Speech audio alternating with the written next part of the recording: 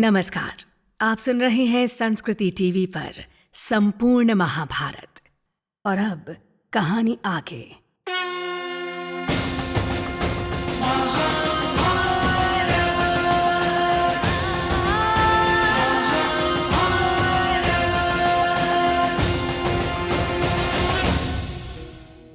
त्रिगर्तों और कौरवों का मत्स्य देश पर धावा, युद्ध की तैयारी। महाभारत के पिछले एपिसोड में आपने सुनी दुर्योधन आदि का गर्वहरण और पांडवों के अज्ञातवास की कथा। हमने आपको बताया था कि कैसे दुर्योधन को अपनी एक गलती के चलते लज्जित होना पड़ा और पांडव वनवास पूरा कर अज्ञातवास के लिए चल दिए। आज हम आपको सुनाएंगे त्रिगर्तों और कौरवों की मत्स्य देश पर धावे की कथा, साथ ही पांडव और कौरवों के युद्ध की तैयारी। त्रिगर्त राज का ये कथन सुनकर कर्ण ने राजा दुर्योधन से कहा, सुशर्मा ने ठीक कहा है, ये समयोचित होने के साथ ही हमारे लिए हितकारी भी है। इसलिए सेना को सुसज्जित करके उसे कई टुकड़ियों में बांटकर हम लोग शीघ्र यहां से कूच कर दें, अथवा अनध, आपको जैसा ठीक लगे वैसा करें। अथवा कुरुकुल में सबसे वृद्ध हमारे पितामह परम बुद्धिमान भीष्म, आचार्य द्रोण तथा शरद्वान के पुत्र कृपाचार्य, ये लोग जैसा ठीक समझें वैसी ही यात्रा करनी चाहिए। आपस में अच्छी तरह सलाह करके हमें राजा विराट को वश में करने के लिए शीघ्र प्रस्थान कर देना चाहिए। पांडव लोग धन, बल तथा पौरुष तीनों से हीन हैं, अतः उनसे हमें क्या काम है। राजन, वो अत्यंत अदृश्य हों या यमराज के घर पहुंच गए हों, हमें तो उद्वेग शून्य होकर विराट नगर की यात्रा करनी चाहिए। वहां हम लोग विराट की गौओं को तथा उनके विविध धन रत्नों को हस्तगत कर लेंगे। वैशंपायन जी कहते हैं, जन्मेजय, राजा दुर्योधन ने सूर्यपुत्र कर्ण की बात मानकर अपनी आज्ञा का पालन करने के लिए सदा सन्नद्ध रहने वाले छोटे भाई दुशासन को स्वयं ही तुरंत आदेश दे दिया, वृद्ध जनों की सम्मति लेकर शीघ्र अपनी सेना को प्रस्थान के लिए तैयार करो।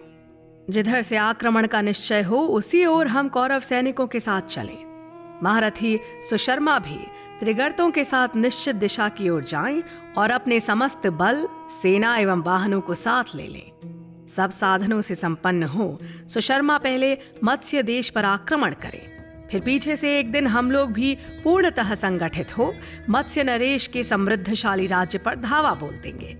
त्रिगर्त सैनिक एक साथ मिलकर तुरंत विराट नगर पर चढ़ाई करें और पहले ग्वालों के पास पहुंचकर वहां के बढ़े हुए गौधन पर अधिकार कर लें। फिर हम लोग अपनी सेना को 2 टुकड़ों में बांटकर उनकी लाखों सुंदर तथा गुणवती गौओं का अपहरण करेंगे। वैशंपायन जी कहते हैं, महाराज, तदनंतर पूर्व वैर का बदला लेने की इच्छा वाले त्रिगर्त देशीय रथी और पैदल सैनिक कवच आदि धारण करके तैयार हो गए। वो सभी महान, बलवान और प्रचंड पराक्रमी थे।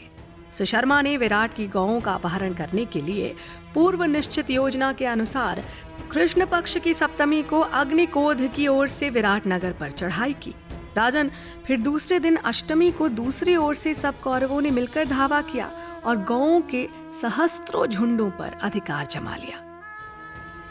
पांडव युद्ध की तैयारियां करने लगे। वो पांचाल और विराट सेना के साथ कुरुक्षेत्र के पास शिविर लगाकर ठहरे। कौरवों को इसका पता चल गया तथा वो भी विभिन्न राजाओं को अपने पक्ष में करने के लिए निमंत्रण भेजने लगे। यादवों को अपने अपने पक्ष में करने के लिए दुर्योधन और अर्जुन स्वयं गए। जब वो दोनों श्री कृष्ण के शयन कक्ष में पहुंचे तो वो सोए हुए थे। अर्जुन उनके पैरों की ओर तथा दुर्योधन सिर की ओर बैठ गए। आंख खुलने पर कृष्ण ने पहले अर्जुन को देखा तथा बाद में दुर्योधन को। उन्होंने दुर्योधन को अपनी नारायणी सेना दी तथा स्वयं अर्जुन के साथ रहने का वादा किया तथा युद्ध में शस्त्र न उठाने की प्रतिज्ञा भी की। पांडवों के मामा शल्य पांडवों की सहायता के लिए चल पड़े। रास्ते में उनके स्वागत की व्यवस्था दुर्योधन ने की, जिसे देखकर शल्य बहुत प्रसन्न हुए तथा दुर्योधन ने उनको प्रसन्नता के बदले अपने पक्ष में कर लिया। कुरुक्षेत्र में उन्होंने पांडवों को बताया कि वो कौरवों के साथ रहने को वचनबद्ध हो गए हैं। युधिष्ठिर ने शल्य से प्रार्थना की कि यदि वो कर्ण के सारथी बने तो उसे सदा हतोत्साहित करते रहेंगे। शल्य ने इस प्रार्थना को स्वीकार कर लिया। दुर्योधन ने शांति प्रस्ताव लेकर आए दूत को कहलाकर भेजा कि वो युद्ध के बिना सुई की नोक के बराबर भी जमीन देने को तैयार नहीं है। युधिष्ठिर की सलाह पर श्री कृष्ण पुनः दुर्योधन के पास शांति प्रस्ताव लेकर गए कि पांडव केवल 5 गांवों से ही संतुष्ट हो जाएंगे। इसके बाद की घटनाओं के वृतांत के लिए आप जुड़े रहिए संस्कृति टीवी के साथ। तब तक के लिए नमस्कार।